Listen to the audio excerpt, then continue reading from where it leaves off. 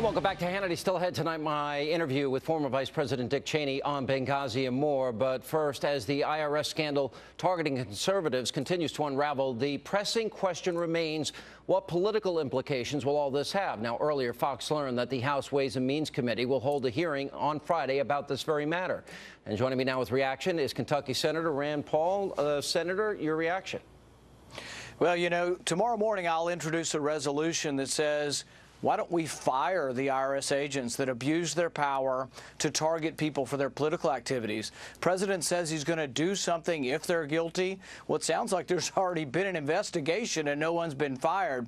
I'm afraid he's going to do about as much as he did after Benghazi.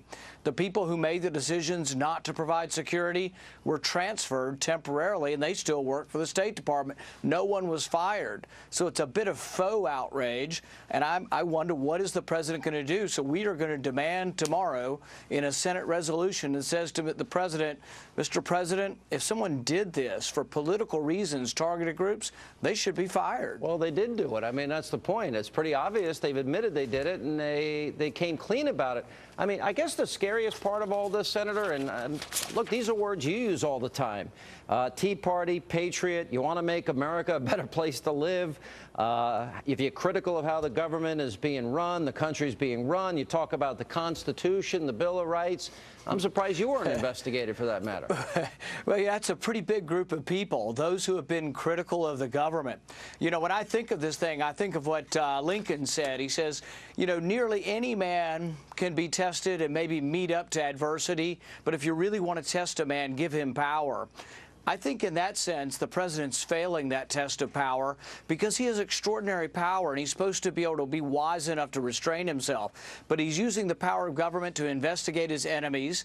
He's tapping the phones of the press. And it turns out last year he signed legislation that allows him to detain an American without a trial and send them to Guantanamo Bay. This sounds like a president somewhat drunk on power, not cautious about how he uses power. All right, so we got the IRS scandal. We've got the phone tapping scandal that we're getting into tonight. And then, of course, Benghazi.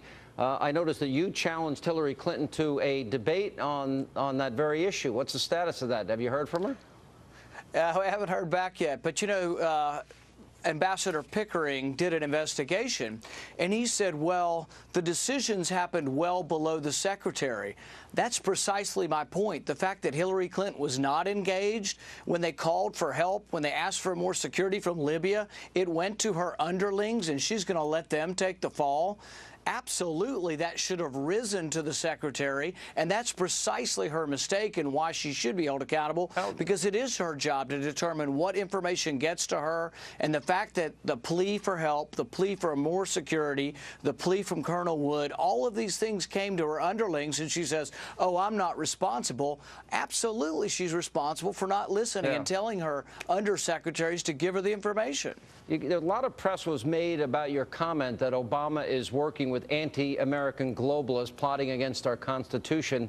Your friends over at the Washington Post, all the liberals over there, I'm sure would love to hear your response.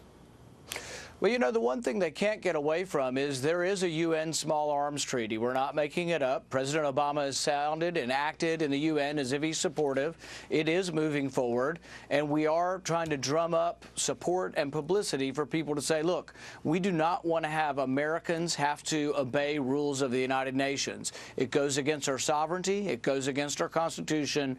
And, you know, they can caterwaul all they want, but I'm going to continue to keep heating it up for them because they need to know that we're going to obey rules passed by Congress, but not rules passed by some international body that has no binding on the American people. All right, I hear you going to Iowa. Should I read anything into you giving big speeches in Iowa and New Hampshire? I guess it's just a coincidence, Sean. I don't know why. I keep looking up, and Iowa's on my schedule, New Hampshire's on my schedule, South Carolina. Really? Just now we got all three of them? I only saw two. Can I interpret that? Can I interpret that as you are considering a run for the presidency and that you'd be open to it? I want the party to be bigger. I want to be part of the national team that grows the GOP, and that means going to a lot of these primary states. What happens beyond that, I don't know. But I will tell you, until we start reaching out to African Americans, to Hispanics, to Asian Americans, and saying we are the party of inclusion, and we are the party that will help you to get to work your way up the socioeconomic ladder, when we convince people in a bigger, broader area, I think we'll begin to win again. All right, Senator, good to see you. Thanks for being with us.